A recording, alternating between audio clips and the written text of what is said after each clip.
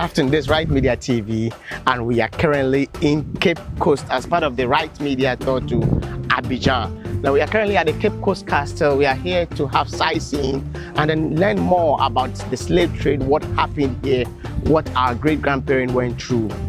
Be with us as we take you through this particular section of the Right Media tour to Abidjan. We are currently at the Capecoast Castle. Be with us, expect more.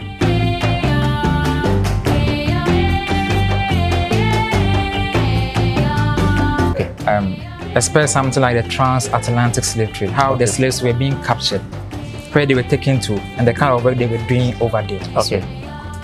So what our great-grandparents were captured by the whites and exactly. Oh, okay. So you'll be taking us through the tour, Exactly. and you'll be showing us the things happening, individual rooms, things that happens there, and then how. Oh, okay.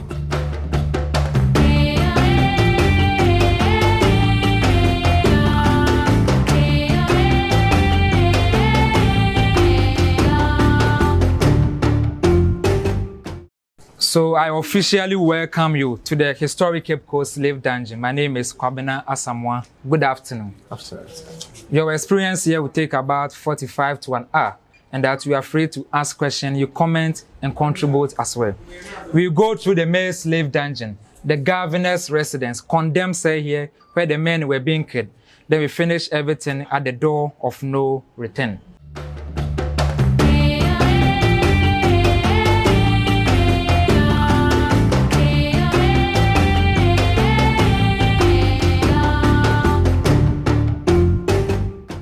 When the Europeans came to the shores of West Africa, they built so many forts and castles. At the end, we estimate about 60 forts and castles built along the coast of West Africa. Ghana alone had about 40 of them, and it was all because of the gold which was here. So that made the Portuguese name present-day Ghana Gold Coast. Places like Nigeria, a section of Togo, Benin, Niger called Slave Coast, because most of the slaves were being captured from there. Ivory Coast, Cameroon, they all had their name because of the abundance of resources found there. Cameroon means shrimps. Because the castle was here, wherever they were being captured from, they have to march you to the castle here. If today I tell you to walk from Accra, the capital, to this place, the kind of struggles that you go through before you reach here, fatigue, hunger, wild animals, attack some, and some are drawn in rivers. So they created a resting point for them from the northern part of Ghana to the southern part, so that when they get there, they can rest and continue the journey. We have places like Salaga, the biggest slave market in Ghana here, Bikoro, Wenchi, Techiman. Kumasi being the middle point, all the slaves were taken to a place called Asen Manso, where they had their last bath as an African. Over there, their beards and hairs were shaved to hide any form of gray hair.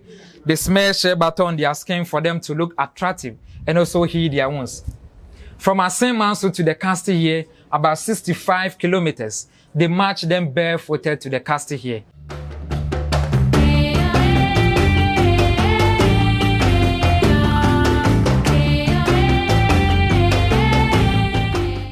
When they got here, the very first place that they were taken to was a place called Palava Hall.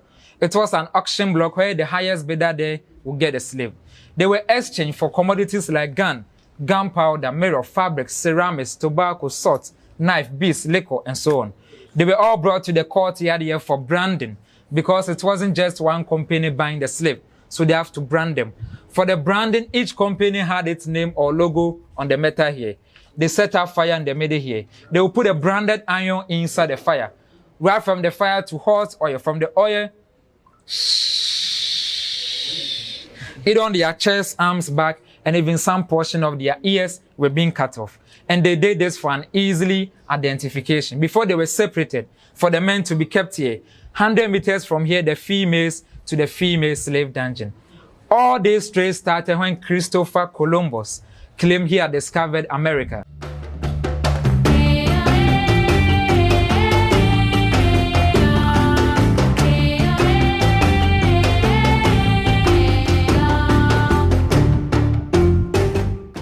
Which was a lie. Because when he got there, he met the indigens there, we call them the Red Indians. They established their plantations there, but then they were using the Red Indians to work on their land. It got to a time they were dying because of how hard the work was. Also, they were introduced to European disease, such as measles, chickenpox, smallpox, influenzas, and so on. But because they know the terrain themselves, they could easily escape. So a Catholic priest called Bartholomew de las Casas, he motived for the idea that they should come and take Africans from here to go and work on their plantation because natural Africans are strong. The work that they are doing in Africa here is the same thing they are doing on their plantation. Africans could withstand both the tropical and the European disease. So out of this, they agree to come and take Africans from here to go and work on their plantation. And that's the genesis or the beginning of the transatlantic slave trade. I made mention of 60 forts and castles built along the coast of West Africa. And I said Ghana alone had about 40 of them. Out of the 40, only 3 were castles. So the first ever European structure on our land here happens to be the St. George's Castle. It is popularly known today as the Ermina Castle, built by the Portuguese around 1482, the oldest European structure on our land here, about 543 years old, 181 years older than this one. The second one happens to be the Christianborg at Accra, based by the Denmark in the year 1661. And the last one happens to be the Capecoast slave dungeon. 1664, 1665, credits given to the British. So in terms of castle, this one happens to be the smallest one. But in terms of dungeon, we have the bigger dungeon here because this castle was purposely built for the transatlantic slave trade.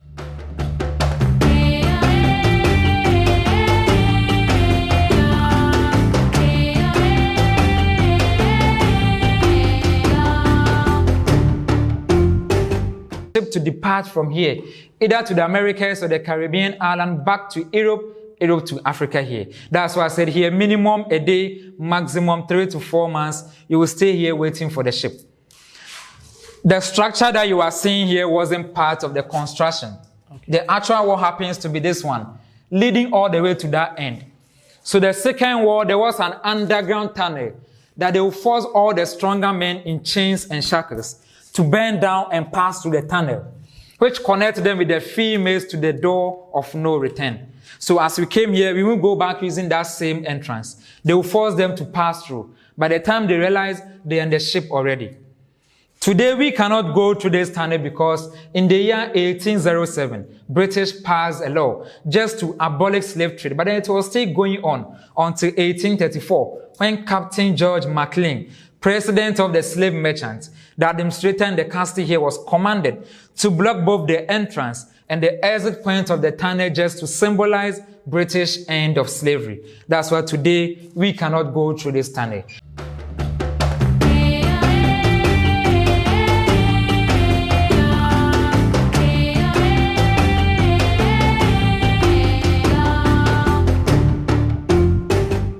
But then when we go outside, I will show you portion of the tunnel that we couldn't go through here.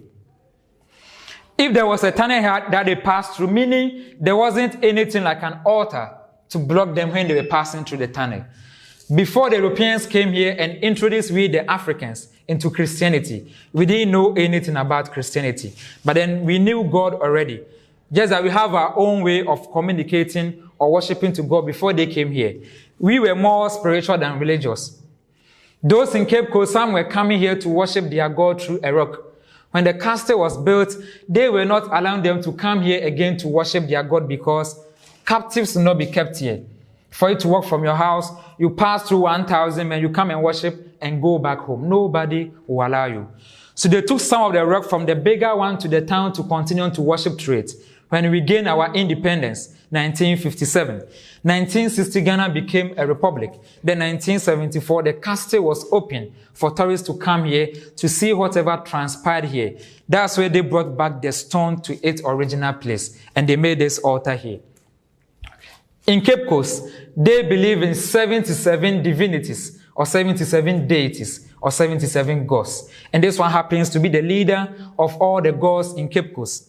The name of the god here is called Nana Tabe. Whatever they will do in Capecoast in terms of spiritualism, either festival, anything, they will come here first to consult, pour libation, and pray before the program will even start in the community. We have a priest in charge of this shrine, Today he didn't come. That's why we cannot see him sitting here. So he will sit here. For those who come here to see him, they will sit on the stools, communicate for their request to be granted. Money here is like you going to church and giving offering. People do come here randomly. They put in the money, put it here, and go back home even without seeing the priest. The chain here isn't the original chain, just here for the experiment. Just to inform us that when they were here, nobody was able to move up and down, but then they were in chains and shackles. Wreaths and flowers are from tourists like you who visit us here. We believe our ancestors were thrown to the sea, but then we cannot litter the sea with the wreaths and the flowers.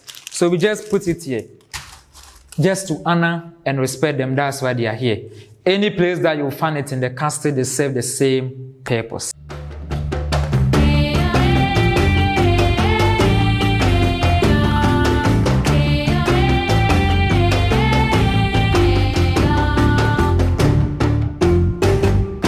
Introduction, I said all the slaves were taken to a place called Asenmanso, where they had their last bath as an African.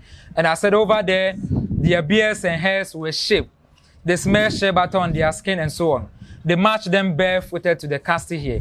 When they got here, the very first place that they were taken to was a place called Palava Hall.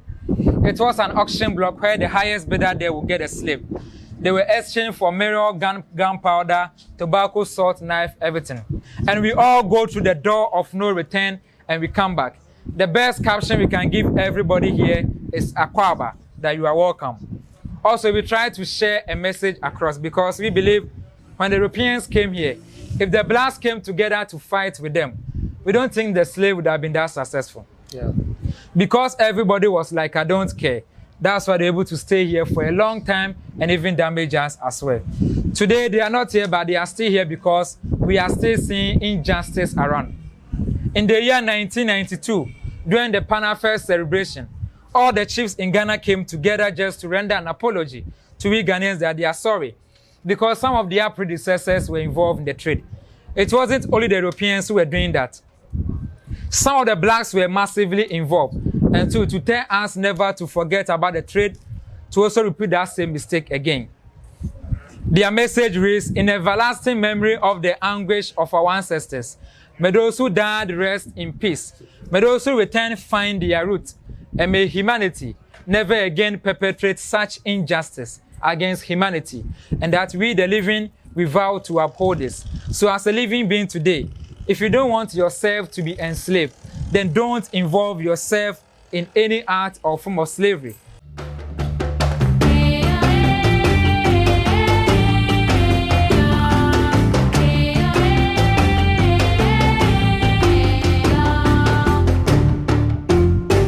We are done touring the Cape Coast Castle, and as we promised earlier before we started the tour, we have finished touring the Cape Coast Castle, and then we have been through very educative and then very interesting stories about the Cape Coast Castle, how the slave trade began, how slaves were being treated here, both male and female. We've seen the forts around, and then everything about Castle. The tour guide took us through everything as we promised. We have delivered. We promised to take you around the Cape Coast Castle and then give you much sightseeing about the castle and also tell you much about this castle. We have done it again. We are still on the tour. It is still Right Media tour to Abidjan. This is Cape Coast. We are moving to our next location. See you there. Bye-bye.